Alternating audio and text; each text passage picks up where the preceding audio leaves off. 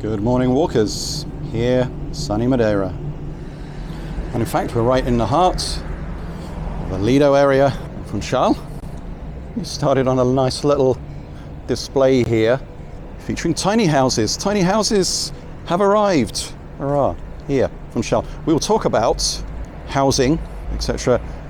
As part of this walk. But first, a welcome.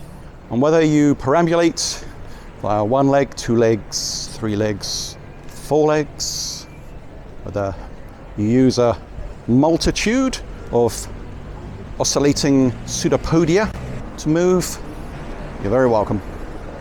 We make no distinctions here between species. So stay with us as we talk about some of the big changes that have happened in the sales and the rental markets over the last year here in Madeira. If you're thinking of moving out here or buying any property, we personally have found Emigre.eu particularly helpful. They deal with property, they work on your behalf rather than an estate agent, which really works on behalf of the vendor. But in our case in particular, they've been really helpful at just clearing up all the questions we've had about residency, about tax, and these were the things really that were preventing us from biting the bullet and making a home out here. And so if you think they might be helpful for you, well, we'll leave their details on the screen and in the description below. So I said we'd talk about property and some of the changes we're seeing. Well, one of those changes is just ahead of us, up on the right. So we see the Savoy residence Monumentalis. So it's one of 2 new developments that the Savoy are producing in Funchal. The other one is in the centre of town.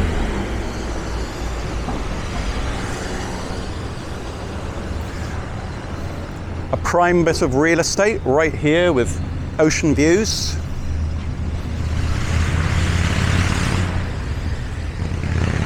Work has been going on here for probably close to 2 years.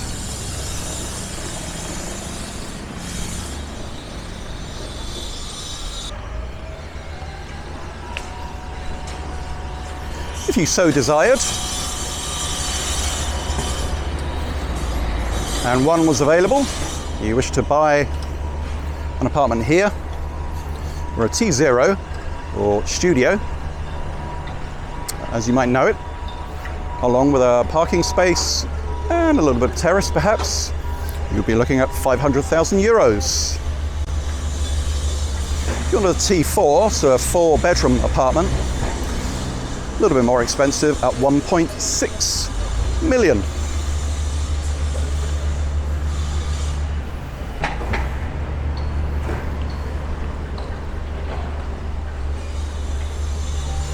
You get things a little cheaper if you want to be in the centre of town, and it's again prime location right by the farmers market. You've got the Savoy residence Insular. A little bit more affordable perhaps at 320,000 for a T0 or studio, 1 million for a T3. So you can see there's a lot of money coming into the island, a lot of investment. And we'll talk a little bit more about that in a moment. This is the view, of course, if you were to purchase here. The Praia Azul over there, you've got the Club de Naval down below us, which you can't see at the moment.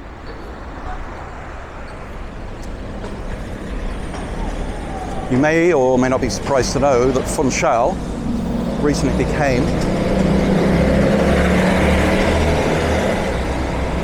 the 3rd most expensive city in Portugal for buying property.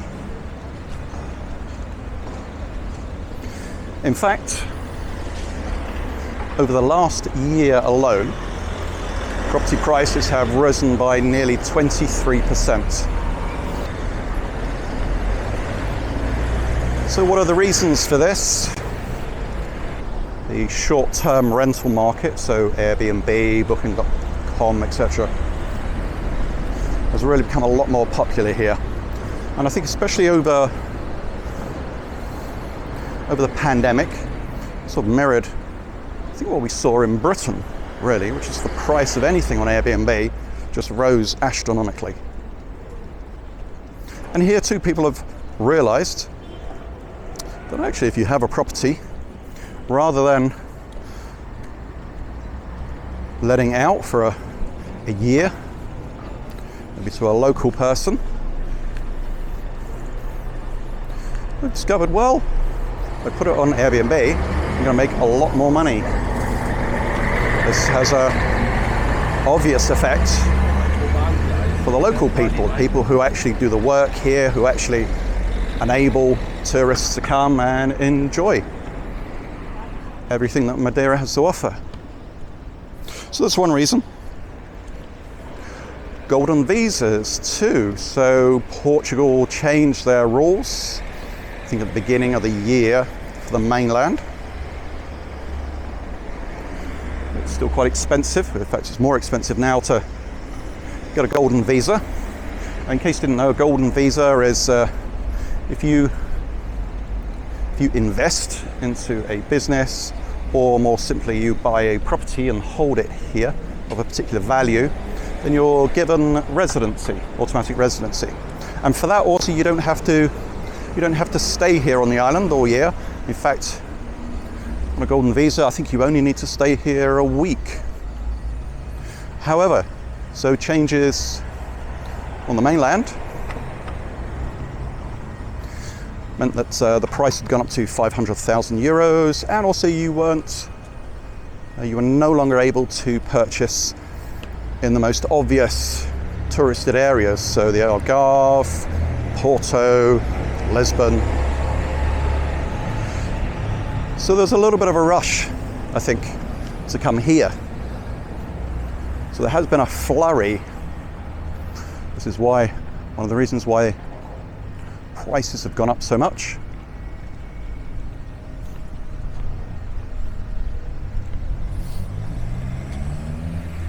Another reason, during the pandemic, the government obviously saw that, with an island that makes the majority of its income through tourism, really needed to court some tourism through the pandemic.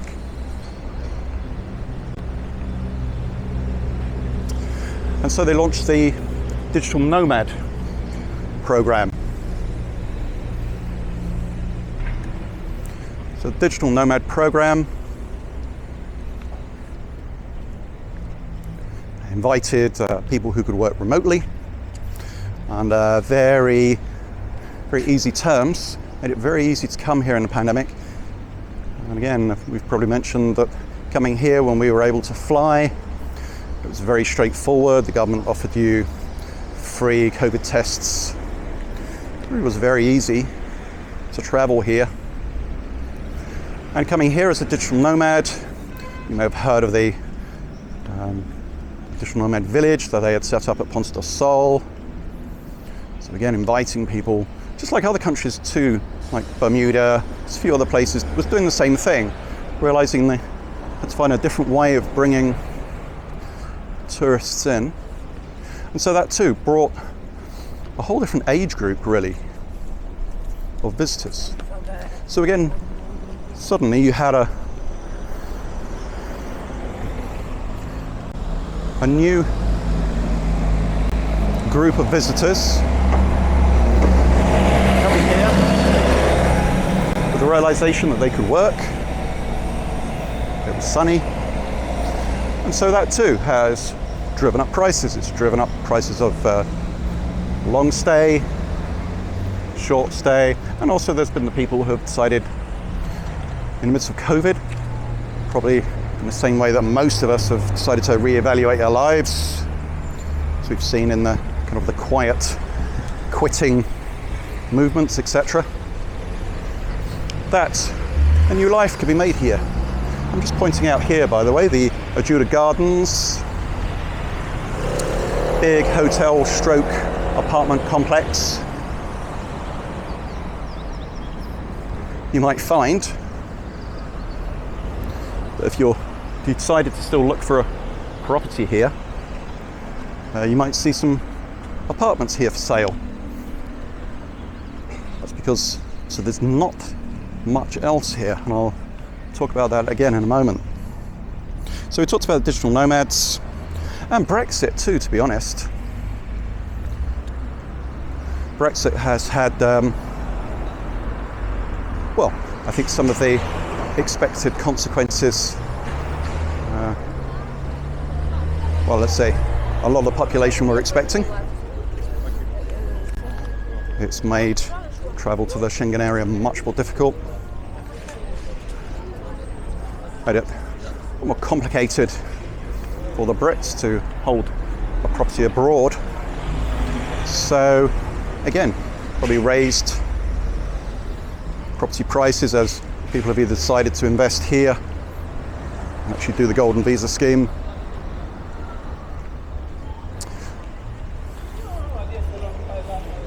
Here we have the Forum, by the way. Forum shopping centre. Shall we have a little look? Have a little wander around while I'm chatting.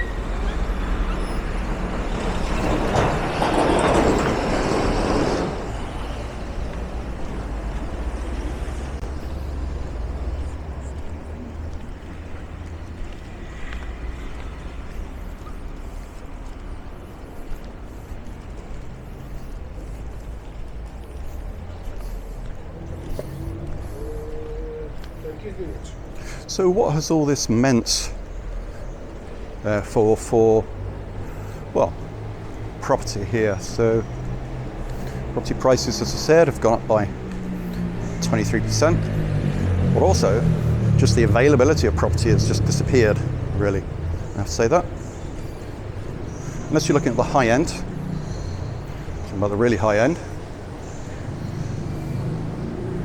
you'll find very difficult to find an affordable property here, in Funchal especially. So it's Funchal you want, you find it quite tricky. Also too, if you want a long-term rental,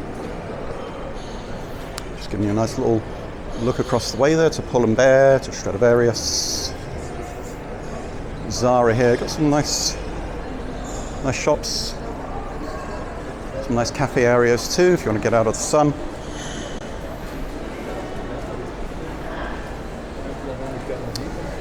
So if you're coming here wanting to settle and get your residence visa, you will need either a year's rental agreement, or you will need to found a property. So that's also made that a little bit more tricky.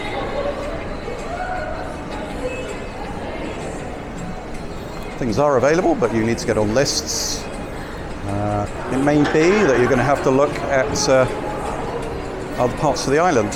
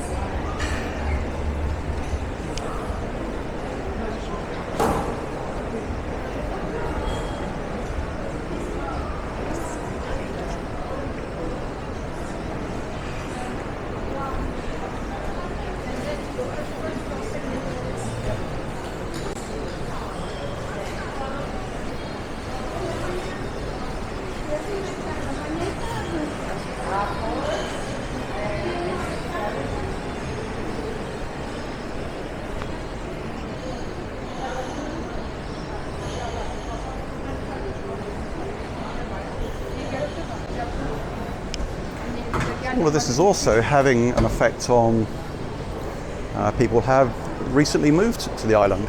So a lot of the house purchases are happening by people coming here for residency or buying a holiday home under the golden visa agreement. But that is affecting people still. And that's something we've noticed talking to the different expats group here. Like the price of long-term rentals, which you need to get your visa or buy a property, have gone up considerably in the last year. Let me just a little pause here in front of a window here. Flats here for 410,000 in Funchal area. San Martino, 475. Santa Lucia, 560. Townhouse, São Pedro, 950. Camara de Lobos, 80.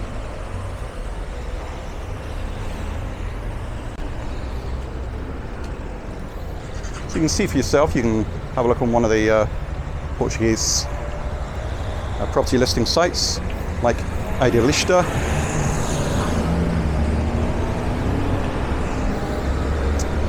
You can see the prices. So however, yeah, so even the expat community, people just arrived in the last few months, being told that to renew them again, it's going to be a lot more expensive. So you could, a year ago, you could quite happily get a nice T1 here in the centre of, reasonable centre of town, the Lido area, for sort of 650, 700.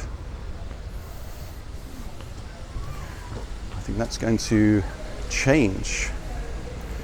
Certainly, we've heard people talking about properties that would say 850, maybe for like a 3-bedroom property, going up to sort of 1,200 a month.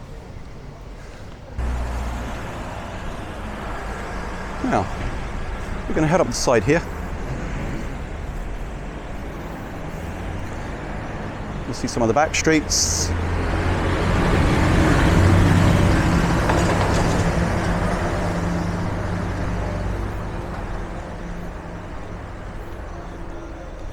So here at the moment, obviously in Funchal particularly,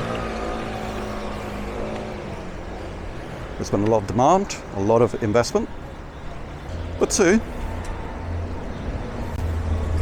there is some concern about whether this will be a little bit like the 2008 Spanish housing bubble.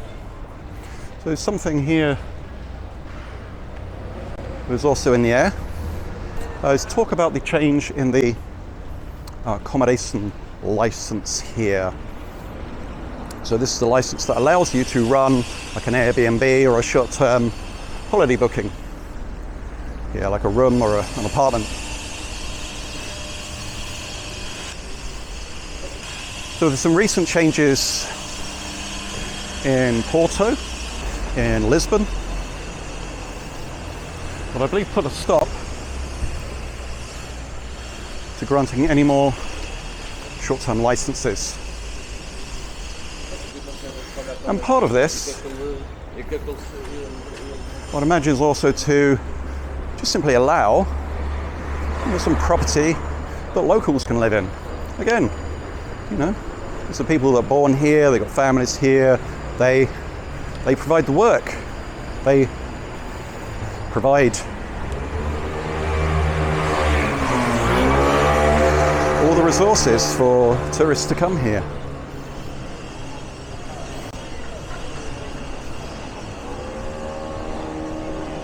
Might also be too that perhaps the hotel chains also would like to see less Airbnbs, which has obviously been growing in recent years. That will drive more people to use hotels. Who knows? I'm just going to take us into the little Jardim Público de Ajuda here. It's a nice little park here.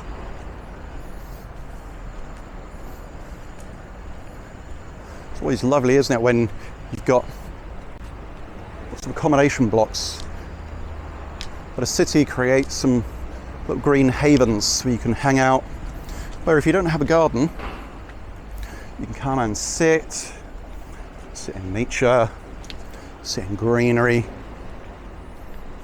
come and have your lunch, chat to a friend. I think you can think of many things yourselves, can't you, that you might do in a park. Don't think you need me to list them all.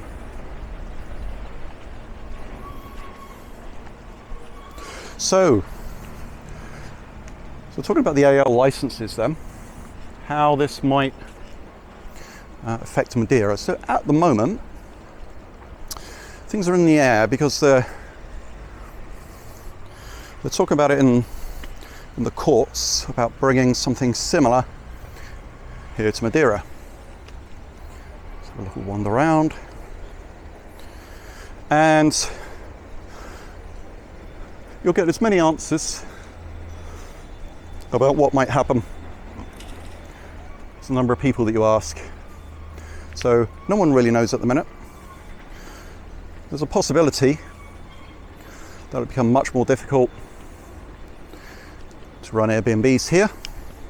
If that does happen, then obviously there's going to be a lot of people who decide not to be investing here, will be selling their properties, which then is also good for the locals. There's more property available to buy. Again, also, if you were just coming here to relocate, that also frees up property to purchase. And if it doesn't go ahead, well then of course there'll probably be a bit of a surge on property sales. Might be a surge on people ending, the long-term leases just to increase their incomes by just turning over to short-term lets. Who knows? So that's all up in the air.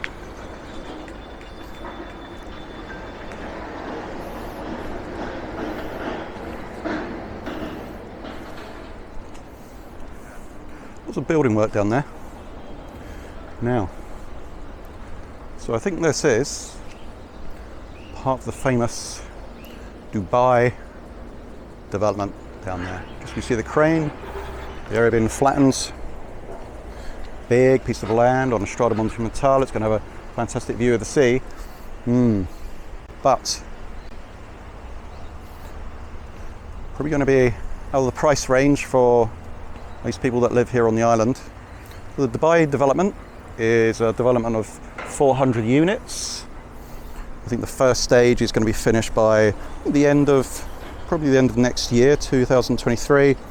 I think the whole development finishes around 2028. It's had a big injection of cash. We're looking at sort of 300 million euros. So even then you can imagine 300 million euros just in development costs. There's 400 apartments being built. You can start to guess how much they're going to be. So it's quite controversial. We can see, I guess, that the government is courting lots of foreign investment, lots of golden visas. At the same time, of course, it's double-edged, isn't it? It provides construction work for the locals. A lot of men work in construction, and if you visited here in the last couple of years, you'll know there is a lot of construction going on. So I'm not here to say whether these changes are good or bad. I just want you to see what the changes are and decide for yourself. But it's still a great island to visit. Friendly people, good climate.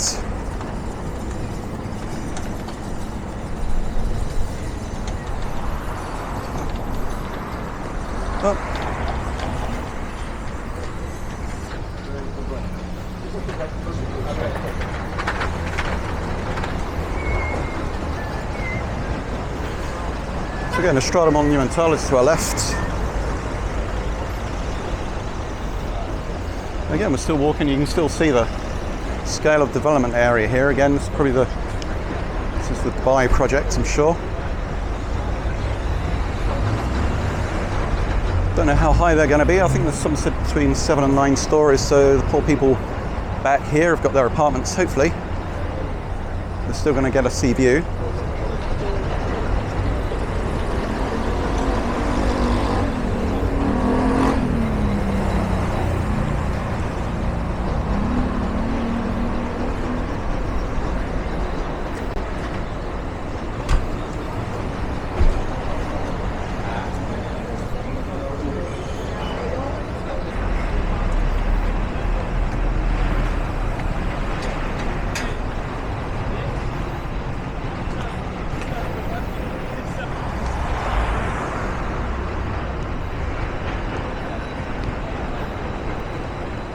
So again, another view, Pestana Residences.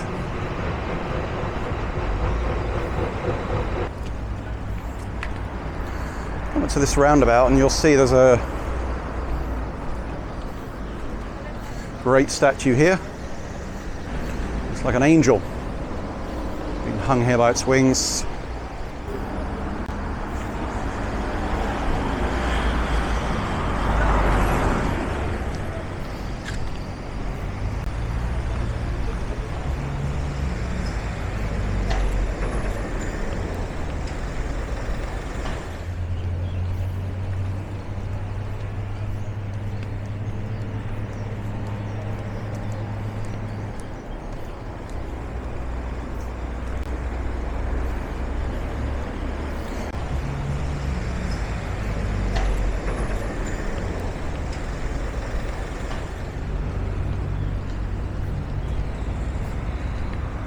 There it is in all its glory.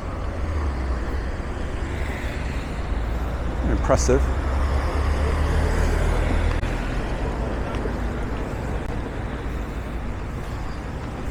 And again, in the background, tearing up, you can see apartment buildings.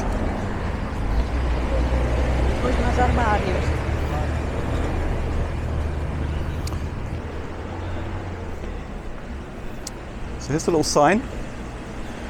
Travessa da Praia Formosa. It's in front of these new apartments here. So where we head down, little tarmac path.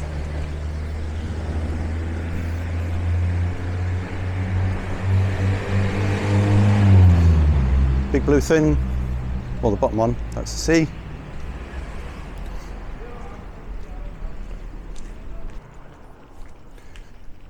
So we've saved you the boring walk down the stairs to get down here. Here we are, walking to the beach. Some of you may have spotted that Savoy just over there in the hat, powering off to get a seat, like our chineses.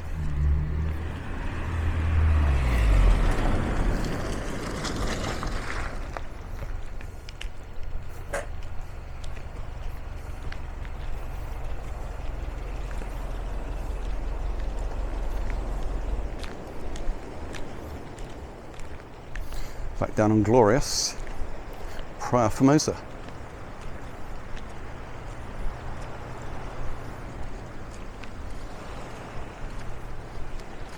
So I've been spelling out the changes that are happening at the moment, just property prices, etc. But at the end of the day, this is still Madeira. It's still a fantastic place to visit. And this is why obviously we spend so much time here. And you can come here as a visitor, of course, and enjoy hospitality, greenery. So as Brits, now we can come here, we can come to the Schengen area for a maximum of 90 days in any 180 days of the year. So if you've been a bit confused by what that means, it just simply means if you imagine it as a rolling window for 180 days, that you could move that along the calendar left and right. And within that space of 180 days, you can't be in the Schengen area more than 90. But that still means you could come here for a few weeks, France, somewhere else, as long as you keep an eye on the 90 days. The easiest way to deal with this is to get yourself an app. There are free apps on the Apple App Store, on Google Play. I'm using one called Schengen Calc, and you simply put in the days that you're away or you want to be away, and it tells you exactly how many days left you've got in your 90-day visa. And so really, although, you know, if you're from the UK, Brexit has had a lot of consequences. Some I think we foresaw and some many people didn't foresee. Still, at the end of the day, you can come here, still enjoy Madeira, enjoy the mainland, you can enjoy those other countries in the Schengen travel area, just as we did before. Just keep in mind in your visa, that's all.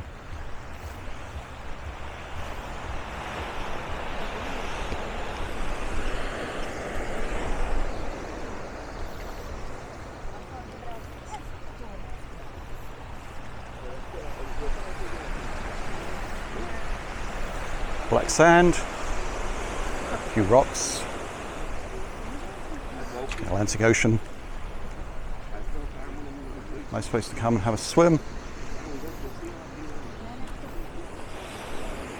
Back behind us, so that little pale blue and white building nestled amongst the cliff over there. There's a little swimming lido there. I think it's about €5 to use. Got some lovely natural rock pools, a little bar. But that's probably where we're going to go on the way back. And this is one thing that we've learned in our years of travelling. There's many different ways to enjoy an area. You don't have to buy or invest in somewhere to make it a home. Madeira is still a beautiful island. So I invite you to still spend your time here and contribute to the economy. In some ways it's still recovering in COVID times, despite all what we're seeing in terms of the building work and the building visas, etc. Local businesses will still appreciate your presence. And again, if you want to follow this walk on, you can follow this boardwalk that's in front of us. That takes you to Camarada Lobos. In fact, we'll leave a link to the walk that we did heading up that way. It'll take you about 25 minutes from here, but it is well worth doing. Camarada Lobos, if you haven't been there. Beautiful, beautiful little fishing bay. Idyllic, multicoloured fishing boats. Great Nikita. And Nikita is an unbeatable blend of ice cream, beer, and wine. I know it doesn't sound like it should work, but it does. It's a bit like Marmite. And so, thanks for joining us. And hope you stay safe, stay well. Hope you get to travel if you're so inclined. And we look forward to seeing you on the next one. Take care. Bye-bye.